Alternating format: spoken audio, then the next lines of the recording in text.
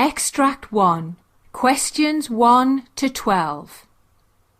You hear a doctor talking to a patient called Mr. Gonzalez. For questions 1 to 12, complete the following notes with a word or short phrase. You now have 30 seconds to look at the notes.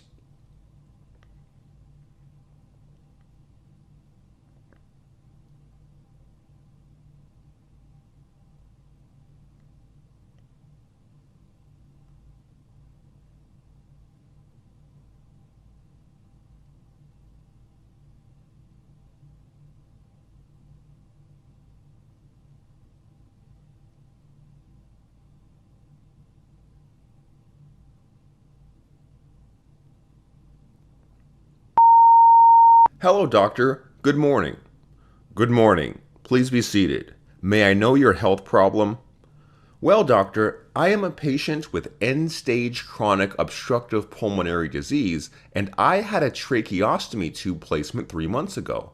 I underwent treatment for acute exacerbation of the disease.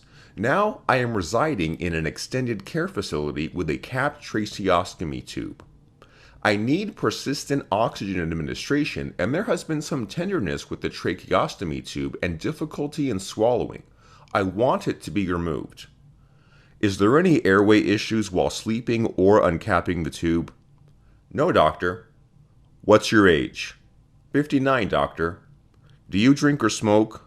I smoke and I was addicted to alcohol, but I have stopped it recently. Do you have any other disease history or treatments?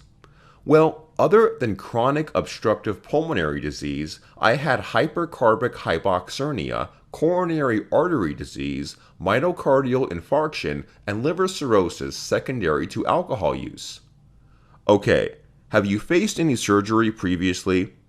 Yes, doctor. Tonsillectomy, adenoidectomy, cholecystectomy, appendectomy, hernia repair, and tracheostomy.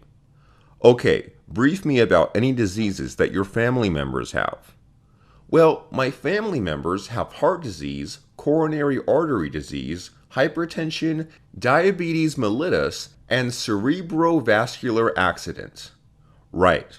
What medications are you taking now?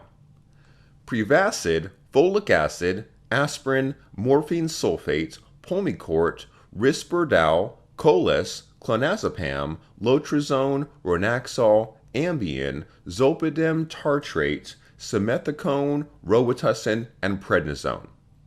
Are you allergic to any medication? Yes, I am allergic to nitroglycerin. Well, physical investigation shows that blood pressure is 170 over 78, pulse rate is 96, and temperature is 98.6. There is a stable appearing tracheostomy tube site, and the stoma appears to be without signs of infection. The previous incision was vertical in nature, and there is no hypertrophic scar formation. No adenopathy noted. No stridor noted. Your diagnosis reports show you have end-stage chronic obstructive pulmonary disease with a history of respiratory failure requiring mechanical ventilatory support with tracheostomy tube placement.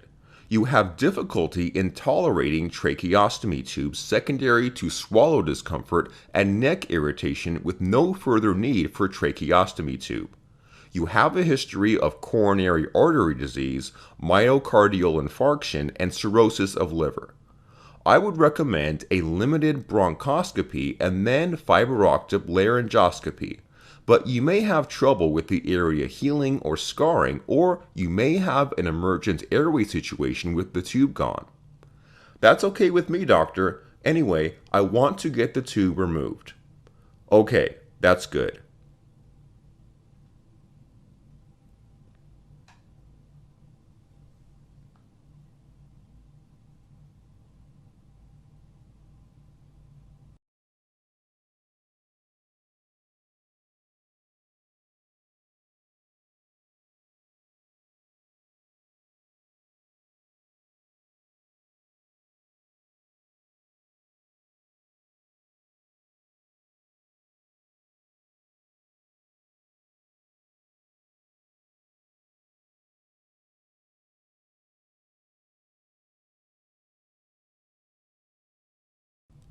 Extract 2, questions 13 to 24. You hear a physician talking to a patient called Edward Corey. For questions 13 to 24, complete the following notes with a word or short phrase. You now have 30 seconds to look at the notes.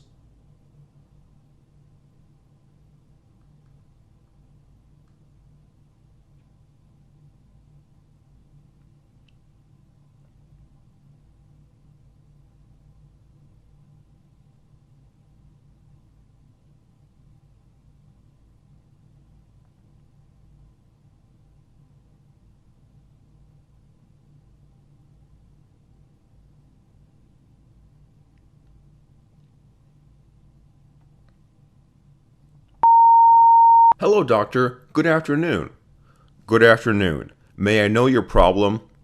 Well, doctor, I am a patient with coronary artery disease and peripheral vascular disease with prior stent-supported angioplasty. I'm having a persistent cough for the past 2 weeks and some shortness of breath. I was also treated for pneumonia. Do you feel any chest pain, pressure, or heaviness in chest? No, doctor. What's your age? 60, doctor. Do you smoke or drink? Well, I don't drink, but I'm a regular smoker. May I know your past medical history? Well, I have coronary artery disease since 2016, peripheral vascular disease for over 10 years, chronic obstructive pulmonary disease, and hypertension. Did you undergo any surgery in the past? Yes. Right fern popliteal bypass about 8 years ago, neck fusion in the remote past, stent-supported angioplasty to unknown vessel in the heart. What medications are you taking? Aspirin 81 milligrams daily, clopidogrel 75 milligrams daily, allopurinol 100 milligrams daily, levothyroxine 100 mcg a day, lisinopril 10 milligrams a day, metoprolol 25 milligrams a day, atorvastatin 10 milligrams daily. Are you allergic to any medicine? Yes, I cannot take aspirin because it is intolerant to my stomach. I get stomach upset. Okay, well, your physical examination result shows your body temperature is 97, heart rate of 90, blood pressure of 187 over 105. Cardiovascular studies show normal upstroke, distal pulse symmetrical. Heart regular with a normal S1 with normally split S2. There is an S4 at the apex.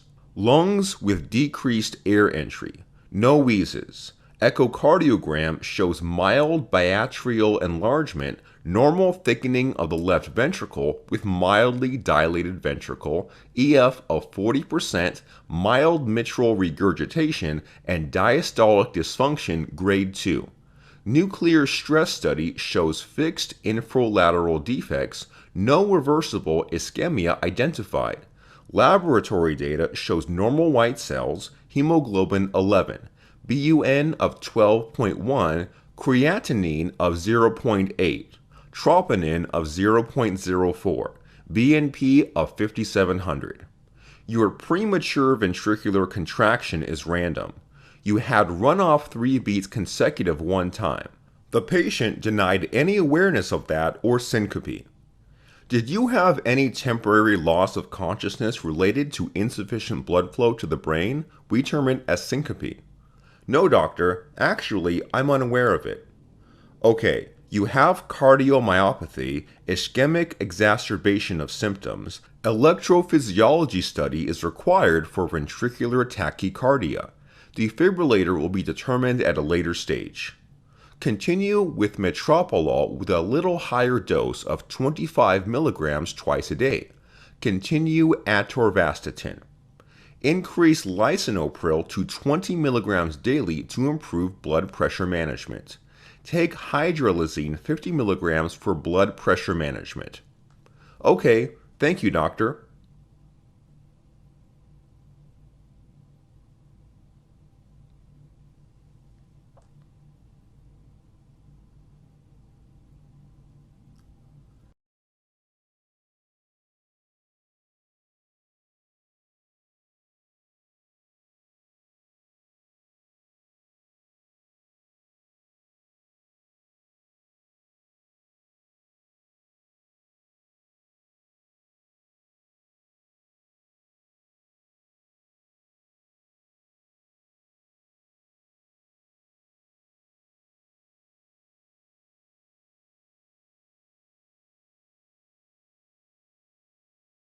That is the end of Part A.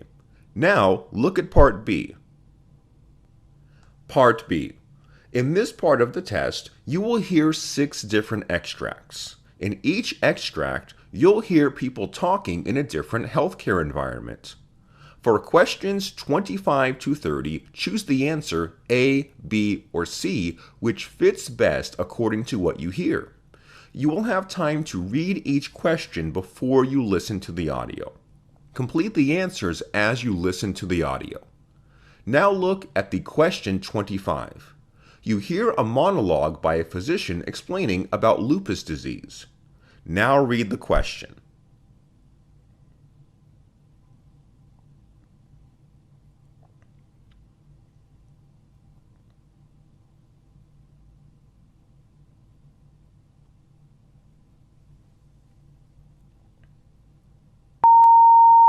Lupus is a chronic autoimmune disease in which the immune system becomes hyperactive and attacks healthy tissue, resulting in such as inflammation, swelling, and damage to skin, joints, blood, kidneys, the heart, and lungs.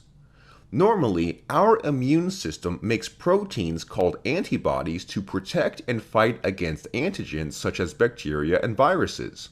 However, lupus makes the immune system unable to differentiate between the healthy tissue and antigens, which leads the immune system to direct antibodies against the healthy tissue instead of antigens.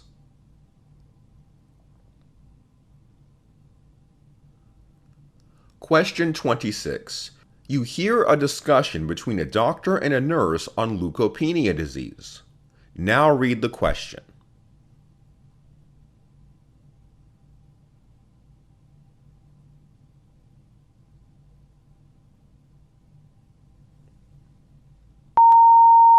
Hello, doctor.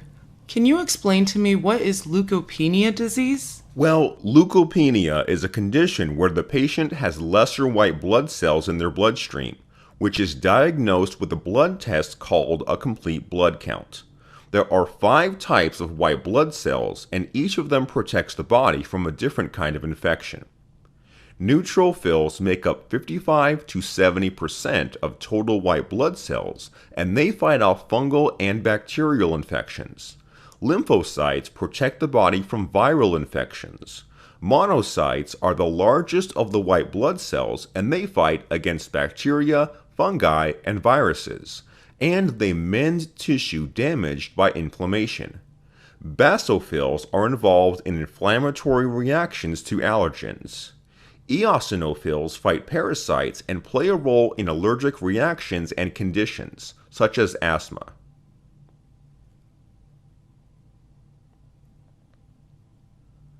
Question 27. You hear a discussion between a doctor and a nurse on different stages of gout. Now read the question.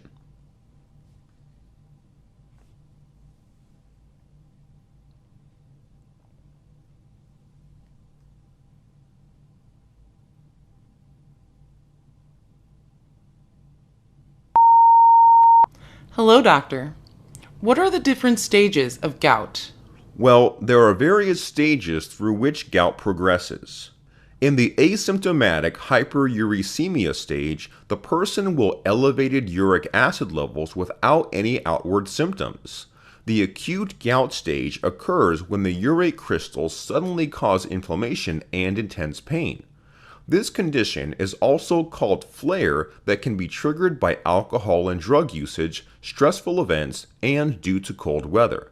The intercritical gout is the period further urate crystals are being deposited in tissue. The main difference between gout and pseudogout is that the joints are irritated by calcium phosphate crystals instead of urate crystals. Chronic tophaceous gout is the most debilitating stage. Permanent damage might have occurred in the kidneys and joints. The patient can also develop tophi, big lumps of urate crystals in joints of the fingers. Pseudogout is the condition that is confused with gout.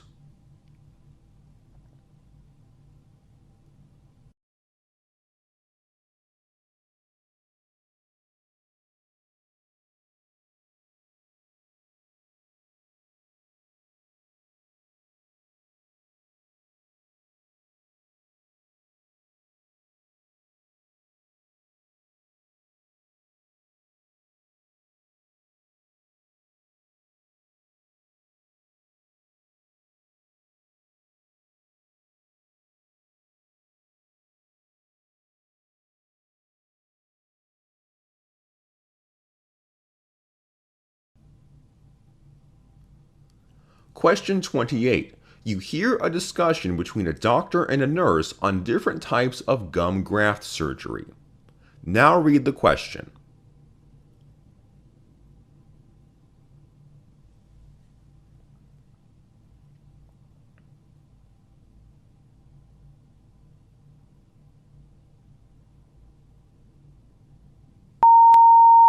Hello, doctor. What are the different types of gum graft surgery? Well, there are three types of gum graft surgery.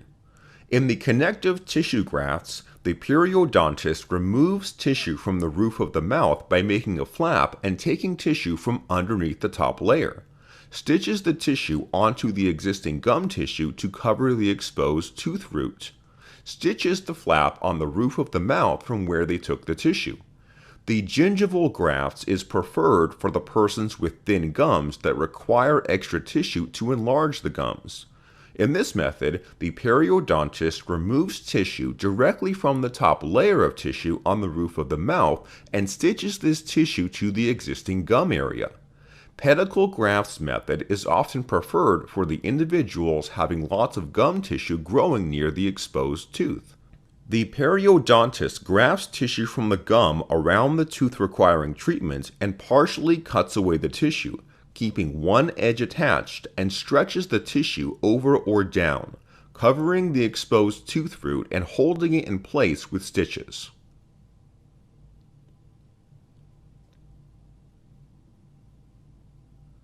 Question 29.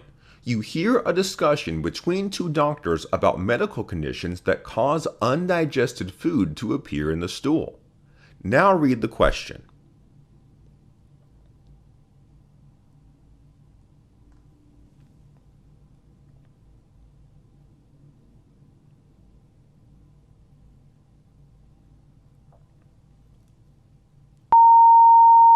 Doctor, please, can you explain medical conditions that cause undigested food to appear in the stool? Well, if a patient is having pancreatic insufficiency, it means they lack enzymes resulting in the inability to break down the food.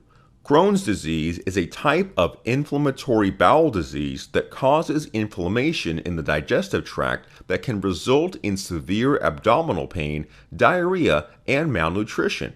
Celiac disease is an autoimmune disorder where our body becomes incapable to digest the protein known as gluten that is found in barley, wheat, and in certain other grains. If the digestive system of a person has lactose intolerance, then it becomes incapable to break down the milk and dairy protein. Irritable bowel syndrome is a common condition that affects the large intestine, resulting in pain, bloating, diarrhea, or constipation.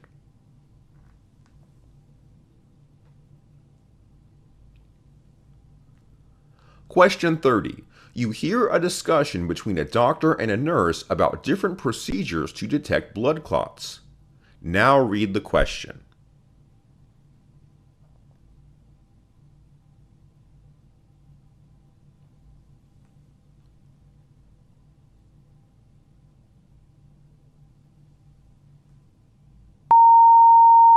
Hello, doctor. What are the different procedures to detect blood clots? Well, a D-dimer blood test will measure a substance in the blood that can determine whether there is abnormal clotting activity somewhere in the bloodstream. Cardiac biomarker blood test is a blood test that can detect damage to the heart muscle. Compression ultrasound is a non-invasive test that can be performed and is often very useful in diagnosing deep vein thrombosis.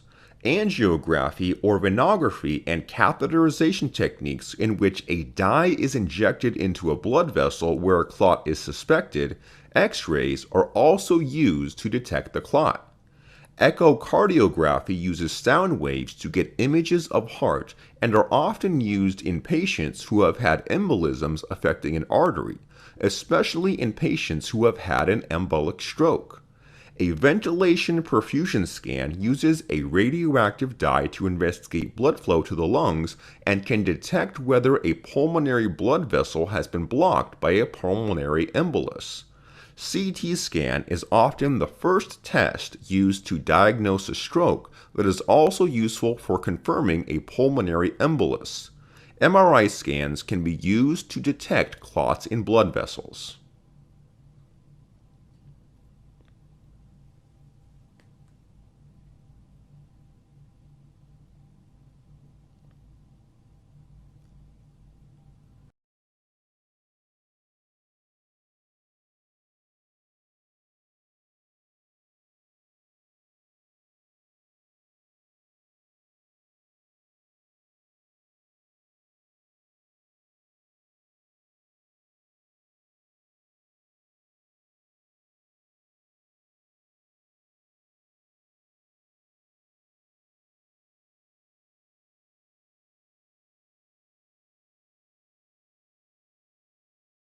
That is the end of Part B.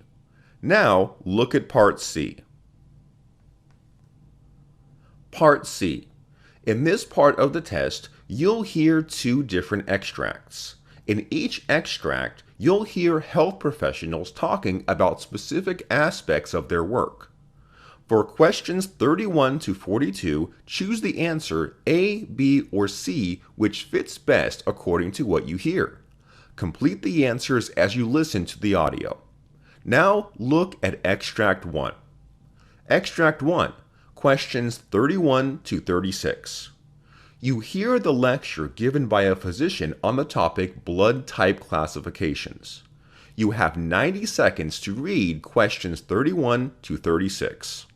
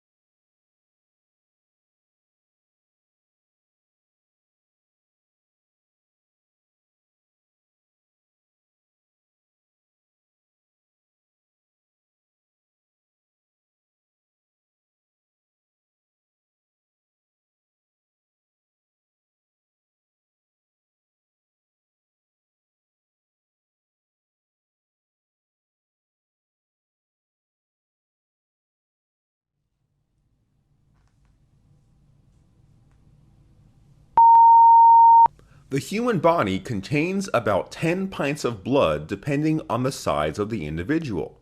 However, the blood composition is not the same in each individual. This is what makes the different blood types. The best method of grouping of blood is the ABO system, although there are other groups. Within the ABO group, there are 4 major categories that are divided into 8 common blood types: A, B, O, and AB. Blood consists of cells and a yellow liquid known as plasma. The group of blood depends on what each part of the blood contains. There are 2 main blood group systems: ABO antigens and rhesus antigens. These 2 antigens are used to classify blood types. Normally, viruses and bacteria carry an antigen. During an infection, the antigen marks them as a foreign substance to the body that are usually not found in the body. Most red blood cell antigens are protein molecules on the surface of red blood cells. White blood cells produce antibodies as an immune defense. These antibodies target antigens and attack the foreign substance. Cross-matching of blood types is very crucial because if a patient receives red blood cells with antigens that is not present in his body, then it will reject and attack the new red blood cells. The ABO blood grouping method is used to determine the different types of antigens in the red blood cells and antibodies in the plasma. This system and RHD antigen status determine the blood type that will match for a safe red blood cell transfusion. There are 4 ABO groups. In Group A, the surface of the red blood cells contains A antigen, and the plasma has anti-B antibody that would attack any foreign B antigen containing red blood cells. In Group B, the surface of the red blood cells contains B antigen, and the plasma has anti-A antibody that would attack any foreign A antigen containing red blood cells. In Group AB, the red blood cells have both A and B antigens, but the plasma does not contain anti-A or anti-B antibodies. Patients with type AB can receive any ABO blood type. In Group O, the plasma contains both types of anti-A and anti-B antibodies, but the surface of the red blood cells does not contain any A or B antigens. Having none of these A or B antigens means that they can be safely transfused to a person with any ABO blood type. Some red blood cells contain the Rh factor, which is also called RHD antigen. Therefore, rhesus grouping adds another dimension. In case the red blood cells contain the RHD antigen, they are RHD positive. If they do not contain RHD antigen, they are RHD negative. That means there are 8 major blood types in the ABO/RHD blood grouping system. For instance, in the US, 30% population are A positive, A plus. A negative occurs in 6% of people. There are only 9% of population with B positive, while B negative occurs in just 2% of the population. AB positive occurs in 4% of people, and AB negative occurs in just 1% of people. O positive occurs in 39% of people, while O negative occurs in just 9% of people. About 82% of the US population has RHD positive blood. O negative blood contains neither A or B or RHD antigens. Therefore, these red blood cells can be transfused to nearly all patients of any blood type. Group O negative is considered as the universal donor type. On the other hand, AB positive blood contains no anti-A or anti-B or RHD antibodies. Therefore, patients with this blood type can receive nearly any type of red blood cell transfusion. This type is referred to as the universal recipient type. In case a patient with Group B antigen receives red blood cells from a person with Group A antigen, their body will reject the transfusion. This is because patients with B antigen on their red blood cells have anti-A antibody in their plasma. The anti-A antibody in the plasma then attacks and destroys the A antigen donor red blood cells. During pregnancy, a mother may have a different RHD type to the fetus, as the fetus can inherit a different blood group from the genes of the father. Therefore, a risk is involved if the mother is RHD negative and the fetus is RHD positive. A small amount of red blood cells from the fetus can enter the mother's bloodstream, resulting in creation of anti-RHD antibody in the plasma by the mother, which is known as sensitization. A problem will arise if this antibody then detects the foreign antigen in the blood cells of the fetus, and if they attack the red blood cells of the fetus as a defense mechanism, which can result in severe jaundice and brain damage if undetected. Therefore, an injection of anti-D immunoglobulin G helps to prevent the production of this antibody in the mother and decrease the impact of a sensitizing event on the fetus. Anti-D immunoglobulin G dosing is usually given at 24 weeks of the pregnancy and at times an additional dose during 34 weeks of pregnancy.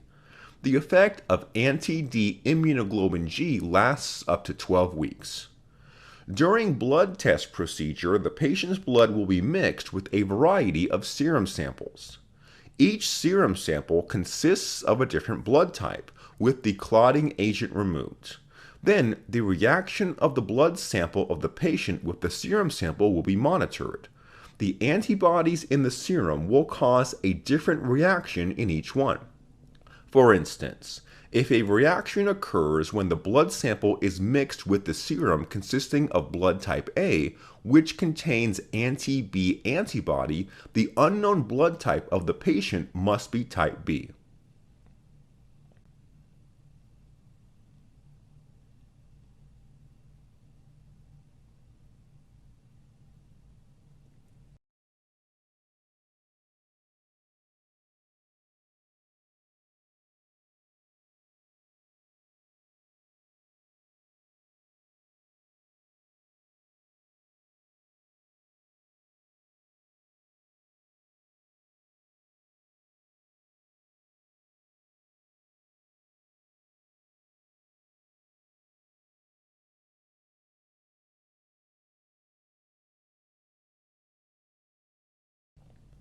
Now look at Extract 2, questions 37 to 42.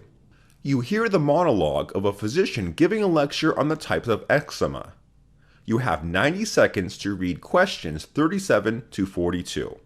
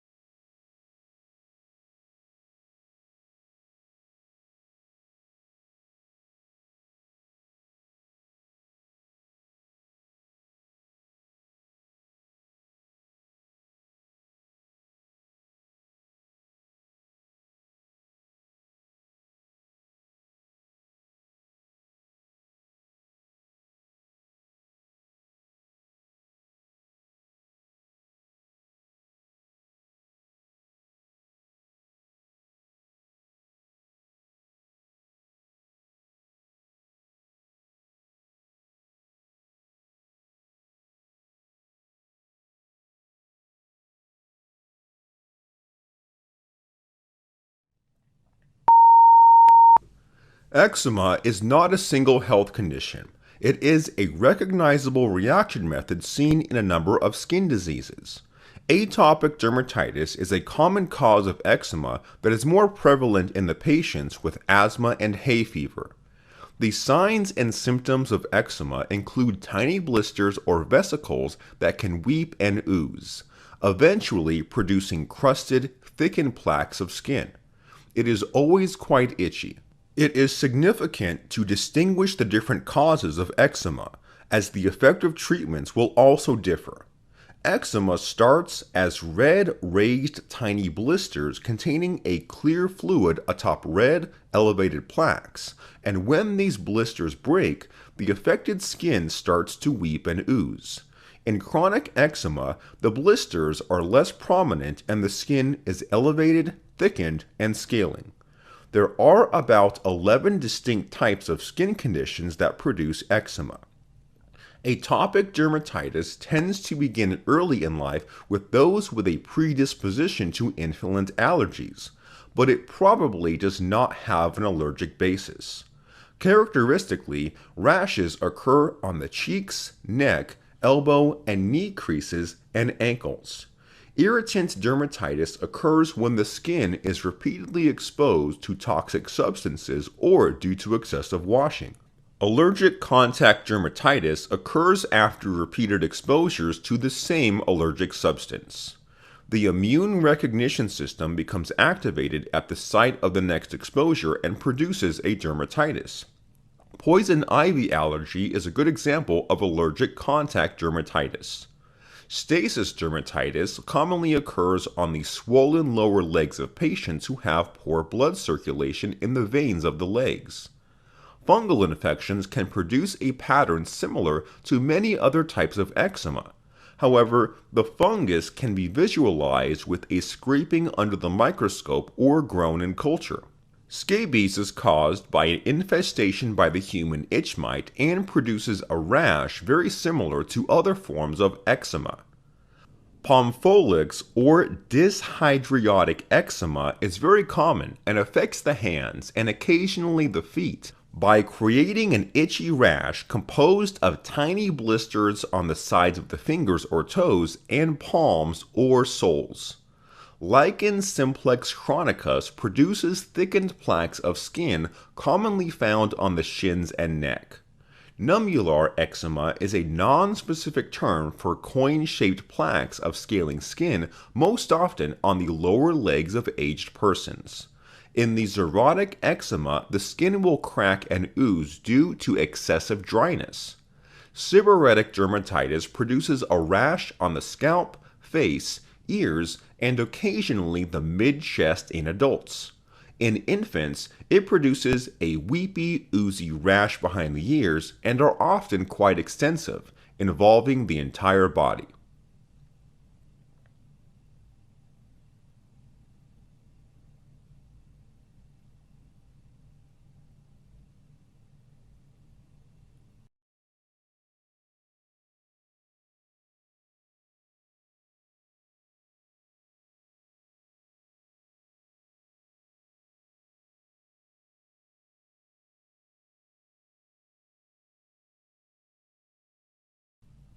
That is the end of Part C. You now have 2 minutes to check your answers.